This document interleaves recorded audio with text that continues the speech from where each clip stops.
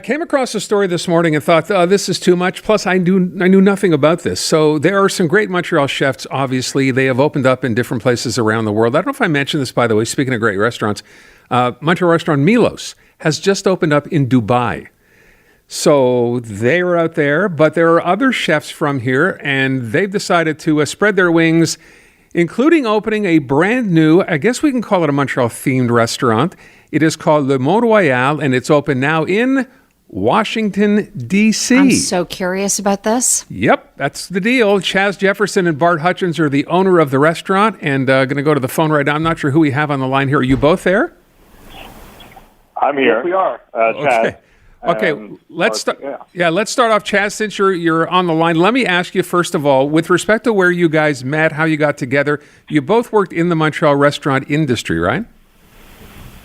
I did not. I think Bart did a stage up there at one point, but both of us were just basically big fans of the Montreal restaurant scene.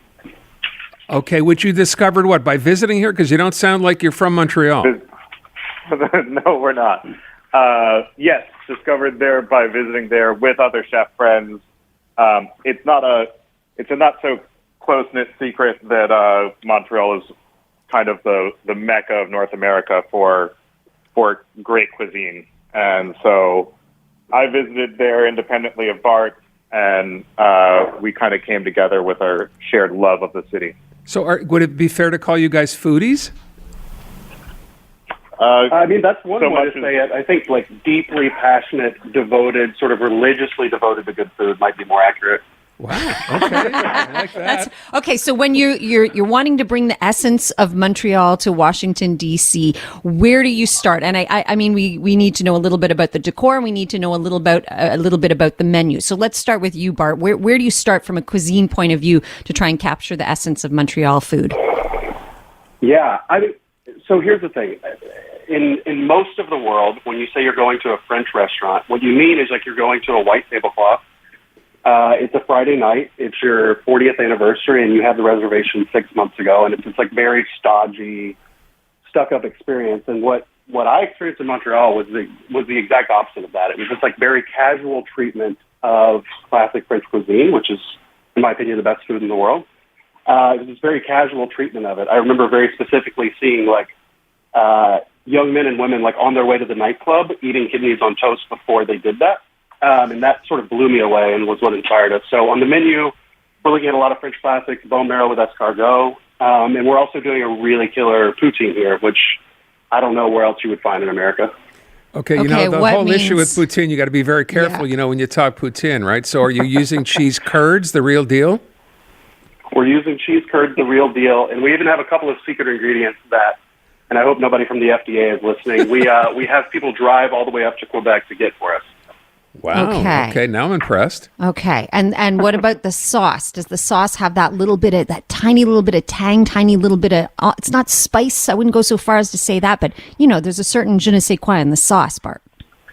There is. So the one I'm most inspired by is the poutine and patati patata.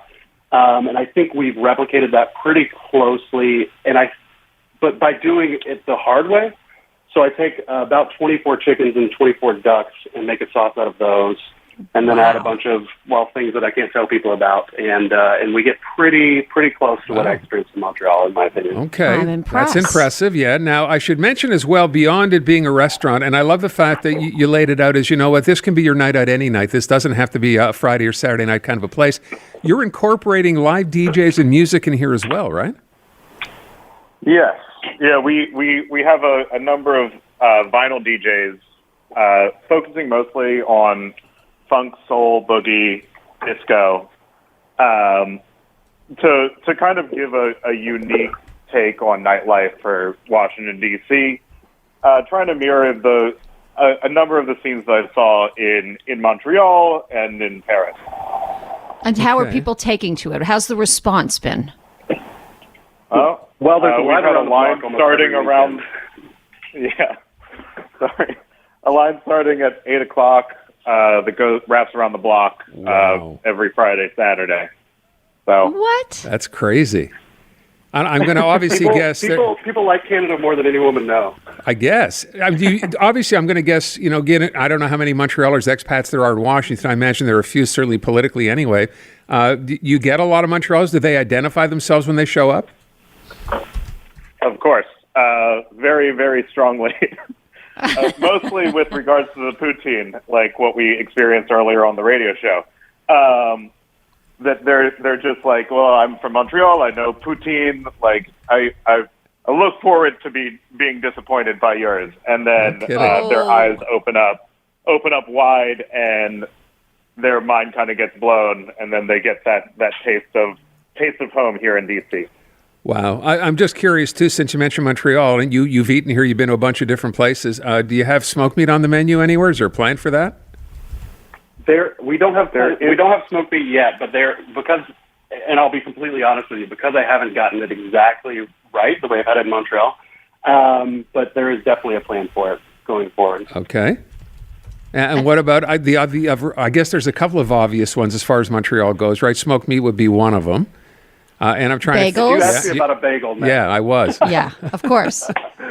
You got those? No, I'll be honest, I'm not even going to touch the bagel. There's no you're trying. I can't do it the way they do it in Montreal. Great respect for the bagel. I'd rather die than make a bad imitation. Okay. That's probably wise. Now, given that it's been such a big success, Chaz, since you're the owner, why don't you tell me, are you already thinking about other locations? Is this branching out?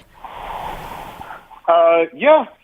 I mean, we've basically had real estate developers and investors talking to me almost every night that we've been open. So we opened up exactly 3 weeks ago today. A lot of conversations are being had. I need to also know about the foie gras filled Twinkie. I need an explanation of this, Bart. Yeah, I mean, so part of my trying to explain Canadian food to an American audience was sort of telling this story of sort of like the poor end of people in France moving to Canada and sort of becoming nouveau riche overnight because of the fur trade. And what would happen if you gave like a sort of working class American access to foie gras and truffles? Like, I think we would end up seeing a foie gras Twinkie. So what we do is we make a very, I think, accurate replica of the Twinkie pastry, and then we make a Twinkie, then we make a foie gras pastry cream and stuff it inside of it. Jeez. Where not that it matters, but for people who might be going, where in the Washington area exactly are you? So we are in Adams Morgan, which is, in my opinion, the most DC neighborhood within the city. It's super diverse. It's got a beautiful density, and it's got a very cool look to it. And so we are kind of located at the top of the hill. That's why the name became very fitting, overlooking the 18th Street, which is the heart of Adams Morgan. Okay. Do you allow Republicans in? Allow everyone in. Oh, okay. Just checking. It's how they act inside that makes the difference. Business is business. I need to know. So we pronounce it, obviously, we're going to say Le Mont-Royal, but how are Americans saying the name of your restaurant? Le Montreal. What? Without the rolling of the R,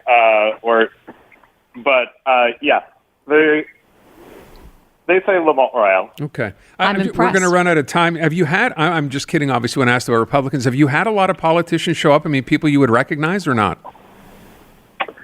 I don't think we've had, and Chaz, correct me if I'm wrong, I don't think we've had any American politicians, but I know about half the Canadian embassy have already been in, for sure. So that's been fun. Okay. Which is a lot of people.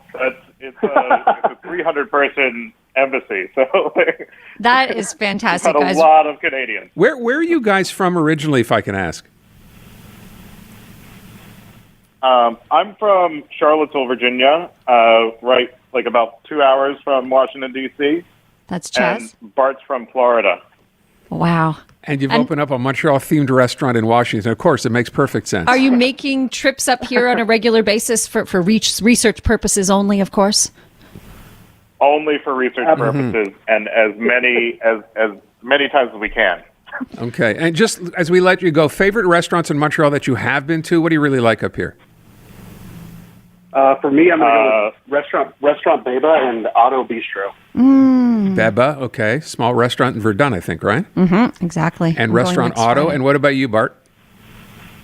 That was Bart. Oh, that was Bart. Sorry, Chaz. Chaz here. I love Mont Lapin.